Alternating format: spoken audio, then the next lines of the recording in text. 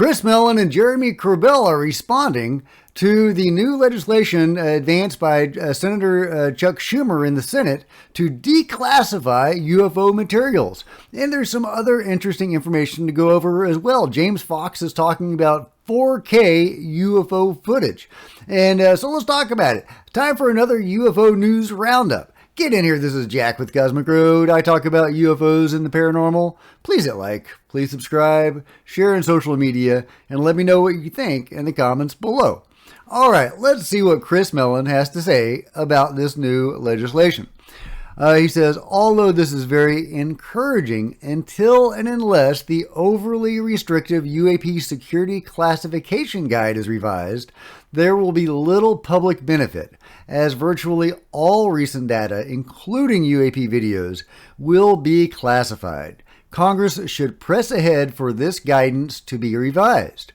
All right, that's why I love Chris. He is a really knowledgeable and even influential in Washington, D.C. He is said to have authored part of the legislation that formed the creation of the UAP task force. So, so he's in this stuff. He's from an old Washington family, very powerful, and he himself occupied a high position in the government. So I love Chris, and he's on it. He knows what's going on. He knows what has to happen in order for anything to get done. So he is saying, Congress should press ahead for this guidance. Okay, all right. Well, I like it. I hope that happens. Do they know that? I guess he is letting his people know that they need to do that. Do they actually want this to happen? Does Congress actually want disclosure of any sort? I really don't know. I mean, they've been sitting on this story for 2 years. David Grush testified privately to both chambers of Congress 2 years ago. And that's right around the time when Tim Burchett started rocking the boat and being very vocal about this. So I guess he was doing what he could. But otherwise, Congress has not really done a whole lot until David Grush came out publicly. So I'm really not sure about the motivations of Congress, who is a sincere actor and who is not. But time will tell. Time will tell. Here is what Jeremy Corbell had to say about this new legislation. Jeremy, how big of a deal is this? It's a huge deal. It's a bipartisan measure to force the release of UFO records. And we're really living in a different time. As Representative Burchett said, we are over the target when it comes to this issue. And that is why we are seeing pushback. I can tell you from an inside look that we are seeing two types of pushback. First of all, defense contractors, they have lobbying power. And this is an issue when you're asking to see the goodies. There's also turf wars by congressional staff. You know, how, when, who is testifying. This is a question that everybody's trying to figure out because these are coming up. So look, Representative Burchett wants first-hand witnesses, not bureaucrats like last time. So that's the difference that we're seeing now. You know, this is simple. It's not complicated. Direct witnesses are ready to roll. They just need to be told the date. So there you go. Jeremy Corbell is talking more about the upcoming hearing than he is about the new legislation. And but he has a good point that even if Congress fails to accomplish anything, if nothing else, in the House we have direct witnesses that are going to testify, hopefully before cameras in an open hearing. And that is huge. I mean, I really can't overstate that, how big of a deal that could potentially be. I also wanted to draw your attention to comments by James Fox talking about 4K satellite photos of UFOs. So the problem here is the intel folks that have all the hard data, the classified material, the high resolution 4K satellite photographs, and I've talked to a number of people that have personally seen them, some of which have gone on camera. There's just nothing in it for them to share that with the general public.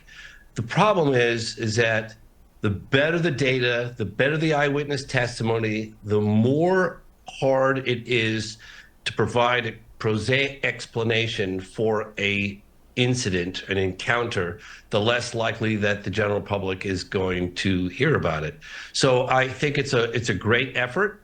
I'm optimistic that we're even having these conversations, but the intel folks just have no incentive whatsoever to come out with this stuff because they're going to have a lot of explaining to do. I want to run another clip of Congressman Burchett on the Event Horizon podcast, where he talks about the technology that he's been privy to seeing in these classified documents. This would be technology that the supposed aliens, who have been here since the 1800s, have in their possession. Take a listen. Okay. If they have this kind of technology, then, I mean, I've said this before, they could turn us into a charcoal briquette. If they can travel light years or at the speeds that we've seen and defy physics as we know it, fly underwater, don't show a heat trail, things like that, then we are vastly, we're out of our league. We couldn't handle it. We couldn't fight them off what we wanted to. Yeah, okay, James, that scares me. Should it scare other people? No. So here's the thing. Okay, I can back this up with working on my 7th documentary on the topic. I've interviewed Navy pilots, Air Force pilots, commercial airline pilots, civilian pilots, each and every one of them that have had a close encounter with an object that exhibits a technology that defies conventional explanation. And I'll give you an example of that.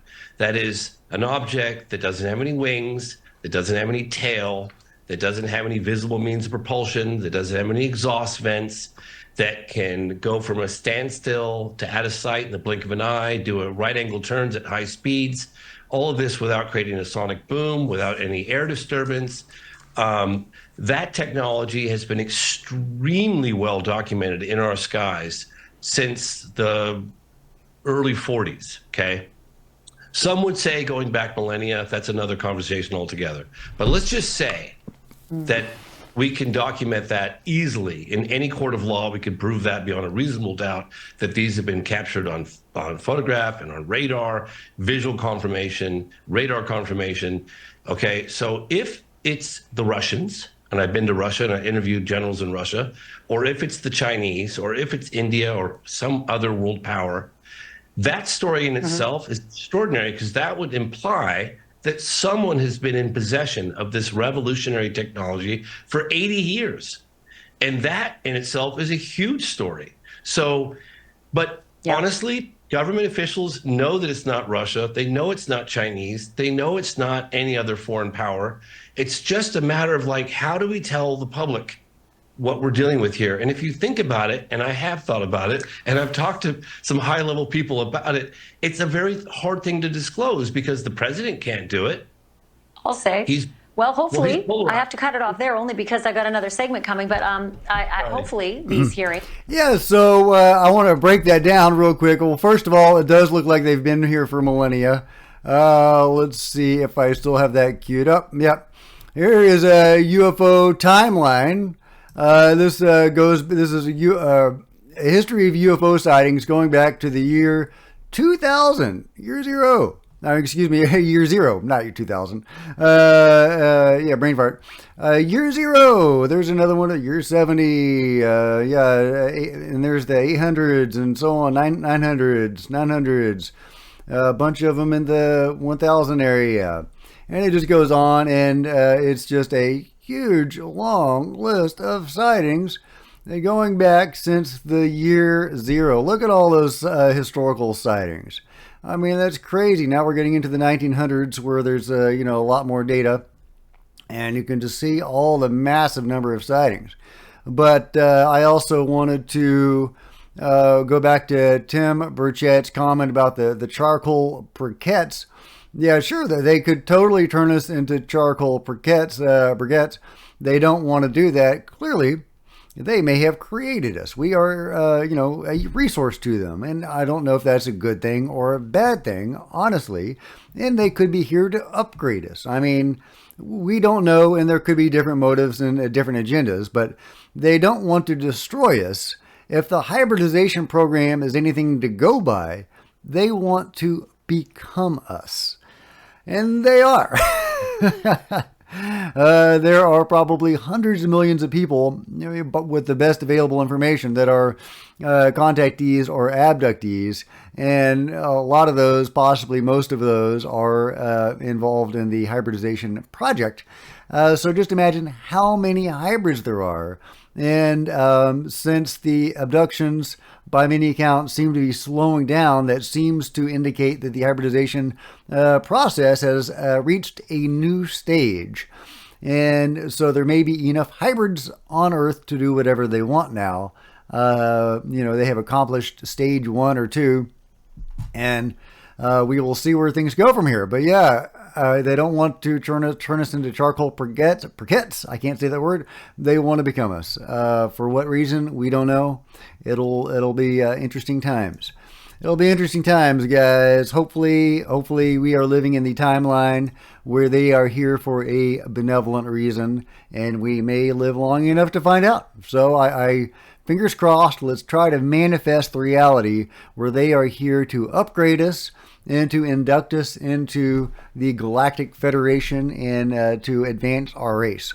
Let's try to manifest that reality. Good thoughts, good vibes. Let's not bring the bad stuff into this, because there is a consciousness aspect to this. We do co-create a lot of these experiences. But okay, so recently, this is another topic. I wanted to bring your attention to Neil deGrasse Tyson's latest comments on UFOs on Kurt Jamangel's show, Theories of Everything, a great show where he does really fantastic interviews with really interesting people. And he has poo-pooed UFOs forever, Neil deGrasse Tyson, not Kurt. And here he is making further comments on UFOs. So let's see what Neil has to say. Photographic access to the world as the 8 billion residents do, and the 6 billion smartphones. So, and by the way, little facts, like in the 1960s and 70s, abduction stories were common. Oh, the aliens brought me on and they poked my gonads and things.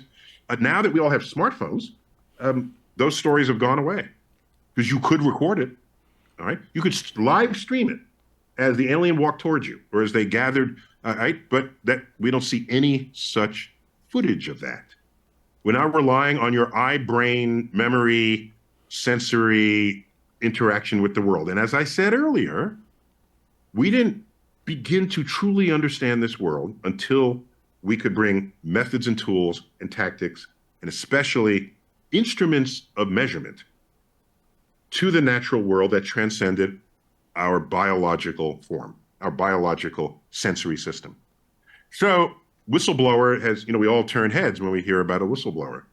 All right, but I'm just saying, if aliens visited, why would the government be the only agency that has them? Like why? Just why? Ask a whole other set of questions that no one's asking.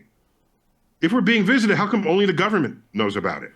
And have you ever Neil, okay, hold worked on. for the government? Do you realize how incompetent the government actually is? Does anyone actually know this? That they could actually stockpile aliens and no one would know? Okay, I feel as if you're digging yourself into a hole, and I love you, Neil. I love you, and I'm reaching out. Firstly, you're an alien. You're gonna say that'd be great. I'm not anti. Everybody wants to meet the aliens. I got nothing against aliens. I love me some aliens. Okay, go on. Yeah, apparently he never digs himself out of the hole. I asked on Twitter, I said I couldn't bear to watch the full interview, but does he ever get himself out of the hole? And the response was no. He claims to, keep an open mind, but no, he does not dig himself out of that particular hole. Yeah, I mean, he's got a point. I mean, it's shocking that the government has been able to keep this as silent as they have, being as incompetent as they generally are. However, there have been countless leaks and whistleblowers over the years. They really haven't kept as tight a lid on it as they have. However, the control group is a horse of a different color, and they have got this locked down fairly well. The deep stuff doesn't get out very much. It really doesn't. And if you watch my video that I made yesterday about military abductions versus alien abductions, you can kind of get a clue as to one or two methods why they have been so successful at keeping this stuff secret. It's kind of dark. It's not pleasant. It's really not. It's really not. But I can see how that would be very effective. So yeah.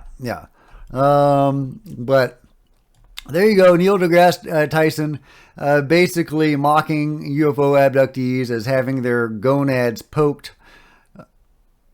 Yeah. Okay. I'm.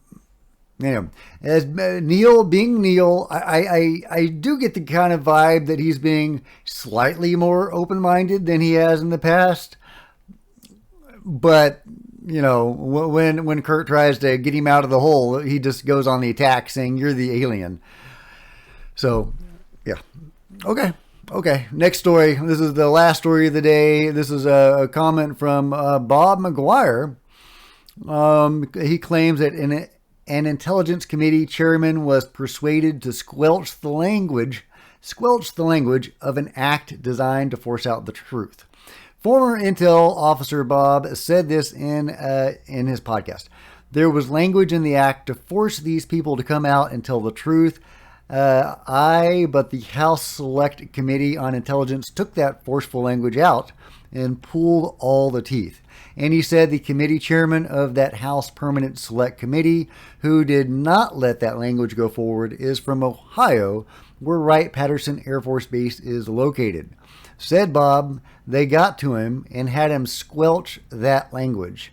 And he claims, now this has all turned into a serious cauldron inside the intelligence community, DoD and its corporations that serve it, and rumors are rampant that the right places that have the initials Lockheed Martin are running around trying to hide their craft. But, he added, they reinserted the language, and this time Grush and Chris Mellon and others helped Senator Gillibrand craft a coffin, and they put their carcass inside the coffin and nails all around it. They're going to get buried because there is no way for them not to tell the story now. So they're running around taking all sorts of risks, threatening anyone who might go talk to them because they know they're done. So that is a very interesting statement. And yeah, I hope that's true. I don't know what science Bob McGuire's source is.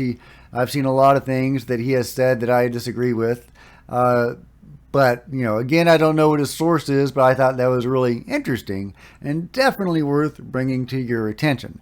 Well, so that's it for the UFO news roundup for today. But let me know what you guys think in the comments below. And if you've enjoyed this video or gotten something out of it, please give me a big thumbs up. I sure would appreciate it. Smash the like button, smash the subscribe button, and the bell to be notified of future videos.